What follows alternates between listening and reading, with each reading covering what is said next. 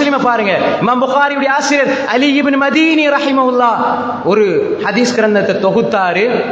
அப்படி சட்டிக்குள்ள போட்டார். இன்றைய மாதிரி வசதி இல்லை, டைப் பண்ணி வைக்கிறதுக்கு, பிரிண்ட் பண்ணி வைக்கிறதுக்கு வசதி இல்லை. எழுதி அப்படியே கொண்டு வச்சார் ஒரு சட்டிக்குள்ள. திரும்ப ஹதீஸை தேடிட்டு வரும் பொழுது கஷ்டப்பட்டு தேடி தேடி வச்ச ஹதீஸை கரையா நரிச்சு அப்படி இல்லாமல் ஆயிட்டு. இப்ப எவ்வளவு கவலையாயிருக்கும். ஒரு ஹதீஸுக்கு அவன் எத்தனையோ கிலோமீட்டர் போனாங்க, தேடி வச்சது அழிஞ்சு. ஆனா இமாம் புகாரி ஆசிரியர் அலி இப்னு மதீனி ரஹ்மத்துல்லாஹி அலைஹி, அன்புக்குரிய சகோதரர்களே, அவங்க கஷ்டப்பட்டது இந்த ஹதீஸை பாதுகாக்க, இந்த வஹையை பாதுகாக்க, இந்த தௌஹீதை பாதுகாக்க, அகீதாவை பாதுகாக்க எங்களுடைய இமாம்கள் பாடுபட்டார்கள், தியாகம் செய்தார்கள். ஆனா இன்றைக்கு மீடியா எதற்காக? Like, share, subscribe. அன்புக்குரிய சகோதரிகளே, தெளிவாக புரிந்து கொள்ளுங்கள். அந்த இமாம்கள் அப்படி பயன்படுத்தி அதுக்கு பிறகு எப்படி வந்தது இந்த ஊடகம்?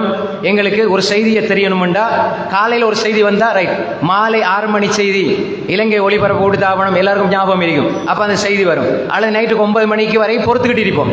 இது ஒரு காலம், அப்படித்தானே? Radio, TV. இப்ப என்ன நடக்குது? நெருப்புல எரிஞ்சுக்கிட்டீங்கன்னா இவன் லைவ் பிடிச்சிருக்கான், லைவ்ல ஓடிட்டீங்கன்னா அவன் நெருப்புல எரிஞ்சிருப்பான். அவனுக்கு லைஃப் முக்கியம், இவனுக்கு லைவ் முக்கியம். ஏன்னா இவனுக்கு லைக் தான் முக்கியம். அவன் செத்தாலும் பரவாயில்லை, மாஷா அல்லாஹ் 100 பேர் லைக் பண்ணிக்கிறாங்க. அப்படி இந்த ஊடகத்தை அப்படி பயன்படுத்தினாங்க. மாஷா அல்லாஹ் இங்க லைவ் கொடுக்கப்படுது, இது ஒரு அருளாக பயன்படுத்தப்படுது. அதே நிஅமத்தை பாவத்துக்கு நீங்க பயன்படுத்தினால் அது மிகப்பெரிய ஃபித்னா. அது நிஅமத்தல்ல, நிக்மா, சோதனை, தண்டனை. நன்மைக்கு பயன்படுத்துங்க. எத்தனையோ அறிஞர்கள் இந்த போன், இந்த டேப், ஃபேஸ்புக், யூடியூபின் ஊடாக நல்ல பிரச்சாரம், தாவா செய்கிறாங்க. அவங்களோட சேனலுக்கு போய் பார்த்தீங்கன்னா நிறைய புக்களை பேசியிருப்பாங்க, நிறைய தஃப்சீர் செஞ்சிருப்பாங்க. மூளை முடுக்கில் கென்யாவிலேருந்து, எத்தியோப்பியாவிலேருந்து, எங்கே ஒரு முஸ்லீம் ஆள், சவுத் கொரியாவிலேருந்து கோல் வருது. எனக்கல்ல, பொதுவாக இந்த துறையில் உள்ளவங்களுக்கு கோல் வரும். ஷேக், இந்த மாதிரி நீங்கள் பேசின இந்த 1 மணித்தியாலத்தில் 45 நிமிஷத்தில் இப்படி ஒரு செய்தி சொன்னீங்க, அது விலங்கையில் எனக்கு சொல்லுங்கன்னு கேட்குற அளவு மக்கள் பார்க்குறாங்கடா, எவ்வளோ பெரிய நன்மை இது. அவர் மௌத்தா போனாலும் நன்மை வந்து கிடைக்கும். அதே இது இவர் அதே ஊடகத்தில் சினிமாவை, ஒரு பாட்டை, ஒரு டான்ஸை, ஒரு டிக்டாக்ல ஆடி ஷேர் பண்ணிட்டு மௌத்தா போயிட்டாரு.